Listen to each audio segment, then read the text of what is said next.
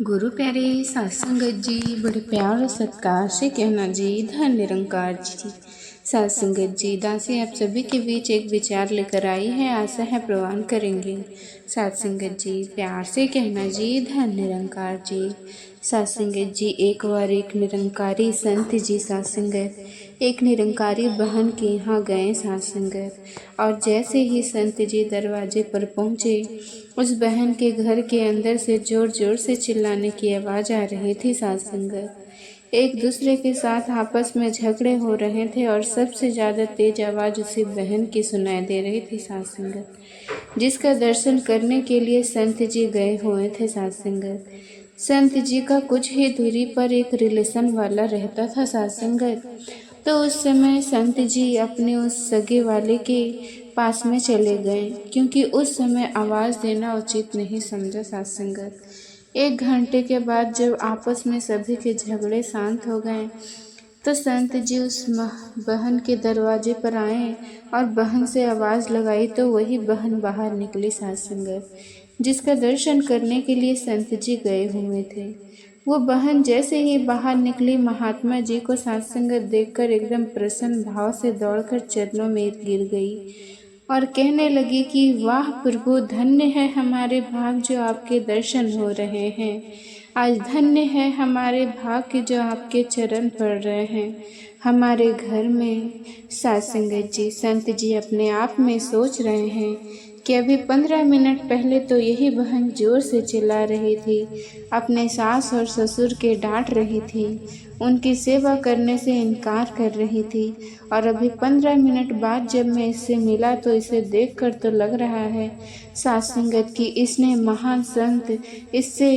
महान संत इससे सुंदर विचार वाला कोई इस धरती पर नहीं होगा। साध संगत जी, संत जी उस बहन ने बड़े ही प्रेम भाव से अपने दरवाजे पर बिठाया, पानी पिलाया, यहाँ तक कि भोजन प्रसादी भी बना करके संत जी को खिलाया साध संगत। भोजन प्रसादी करने के बाद साध संगत संत जी ने उस बहन से कहा कि बहन, ये बताइए कि आपके घर में और कौन कौन रहते हैं। तो उस बहन ने कहा कि मेरे घर में मेरे सास और ससुर इस समय हैं, और हमारे जो पति देव है वो परदेश में रहते हैं साध संगत। तो साध संगत जी, संत जी ने कहा कि आपके सास और ससुर कहाँ हैं, मैं उनसे मिलना चाहता हूँ। अब वो बहन अंदर ही अंदर झकने लगी कि अभी तो मेरा सास और ससुर के साथ झगड़े हुए हैं, मैं कैसे संत जी को अपने सास और ससुर से मिलाने के लिए लेकर चलूँ। अब संत जी तो सारी बात समझ रहे हैं, लेकिन फिर उन्होंने कहा कि मैं आपके सास और ससुर से मिलना चाहता हूँ। अब वो बहन मजबूर होकर संत जी को अपने सास और ससुर के पास में लेकर गई साध संगत, और सास और ससुर के पास संत जी को बिठाकर वहाँ से दूर चली गई। संत जी ने फिर उस बहन को आवाज़ लगाई और वहीं पर बैठने के लिए संत जी ने कहा साध संगत। वो बहन वहाँ बैठी और सास और ससुर तो इतने डांट खा चुके थे कि उनके अंदर से आवाज़ ही नहीं आ रही थी साध संगत। संत जी ने उस बहन के सास और ससुर से हाल पूछा कि आप कैसे हैं, तबीयत कैसी है, घर परिवार कैसा चल रहा है। तो साध संगत जी, सास और ससुर ने कहा कि मेरा घर परिवार कैसा चल रहा है, आप संत हैं तो अपने गुरु भाई से ही पूछ लीजिए। तो साध संगत जी, अपने गुरु भाई से ही पूछ लीजिए, आपके बगल में बैठी हुई है। संत जी ने उस बहन से कहा कि बहन, क्या हुआ, आपके सास और ससुर हमें कुछ नाराज मालूम पड़ रहे हैं, नाराज दिखाई दे रहे हैं। तो साध संगत जी, अब वो बहन चुपचाप बैठी हुई है। फिर सास और ससुर ने ही बोलना शुरू किया साध संगत कि मेरे बेटे की जब शादी तय हुई थी, मैं बहुत ही प्रसन्न हुआ था, क्योंकि ये मेरी बहू जहाँ से आई हुई है इसका पूरा परिवार निरंकारी है। ऐसा सुनकर मैं बहुत प्रसन्न हुआ कि जिसका पूरा परिवार निरंकारी है उसके संस्कार अच्छे होंगे, उनके विचार अच्छे होंगे, उनके भाव अच्छे होंगे साध संगत।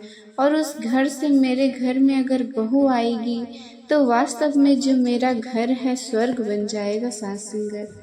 लेकिन मैं गलत सोचा था, जब से ये हमारे घर में आई हुई है, हमारे घर को नरक बना करके रख दिया है सत्संग।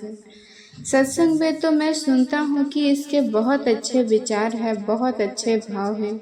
इसके विचार सुनकर के लोग आनंदित होते हैं। सत्संगत ये जब महात्माओं से मिलती है तो ऐसे लगता है कि इससे बड़ा महात्मा, इससे बड़ा संत इस धरती पर कोई नहीं है। सत्संगत लेकिन वास्तव में इस घर को ये स्वर्ग नहीं बना रही, अपने विचारों को ये सुंदर नहीं बना पा रही है। सत्संगत संत जी ने उस बहन से कहा कि बहन से शुरू होती है सत्संगत।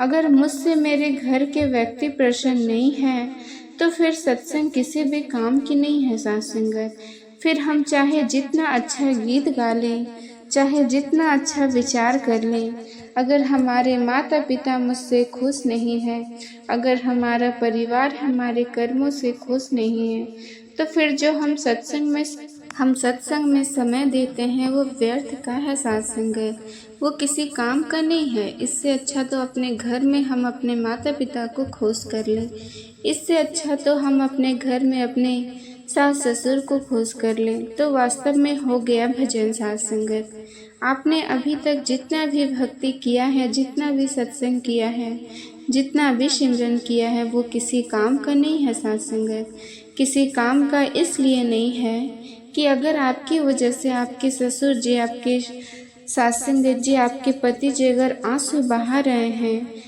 तो फिर किसी काम का नहीं है सत्संग। सत्संगत इसीलिए हो सकता है कि मुझे सतगुरु आज आपके पास में भेजा हो, क्योंकि आप भजन करती है, सत्संग जाती है, तो सतगुरु चाहता है कि जो सतगुरु के चरणों से जुड़ चुका है उसका जीवन धन्य हो जाए। सत्संगत सतगुरु उसे भव सागर से पार ले चला जाए। तो हो सकता है कि सतगुरु के रूप में आज मुझे आपके इस घर में आना पड़ा है। सत्संगत तो आज से आप वादा करो कि आपके विचारों से, आपके कर्मों से आपके ये सास और ससुर दुखी नहीं होंगे। संत जी ने उस बहन से कहा कि सत्संगत आप इन दोनों के चरणों में धन्य निरंकार कीजिए, क्योंकि यही परमात्मा है। परमात्मा आपके सामने बैठा हुआ है और आप परमात्मा को दुखी करके सत्संग जाते हैं, तो फिर कोई मतलब नहीं है। क्योंकि तुम्हें हो सकता है माता पिता, तुम बंधु च सखा, तुम्हें विद्या।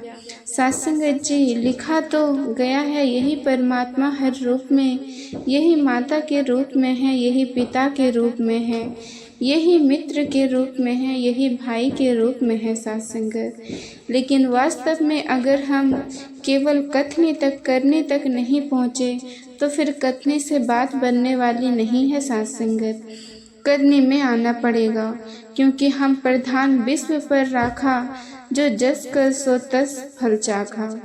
आज से आप वादा कीजिए कि आपको परमात्मा अपने सास और ससुर में ही देखना है। सुबह सुबह उठते ही आपको इनके चरणों में धन्य निरंकार कहना है। सत्संगत इनकी सेवा करनी है। अगर आप इनकी सेवा कर लिए तो समझो आप संत की सेवा कर रहे हैं, समझो आप सद्गुरु की सेवा कर रहे हैं। और संगत भी और अपनी सत्संगत जी बहन संत जी के चरणों में अपने माथा रख कर के माफ़ी मांगा कि मुझे क्षमा करना प्रभु, आज से मैं आपके हर वचनों का पालन करूंगी। आज से आपको हमारे सास और ससुर से भी कभी आपको शिकायत नहीं मिलेगी। और सत्संगत वो संत जी उस बहन के यहाँ से चले गए, लेकिन कुछ दिन के बाद फिर जब वो गए तो उनके सास और ससुर मुस्कुराते हुए मिले और उस महात्मा से कहने लगे कि संत जी अगर कहीं और से सत्संगत पहले आ गए होते तो वास्तव में हमारा घर और पहले से स्वर्ग बन गया होता।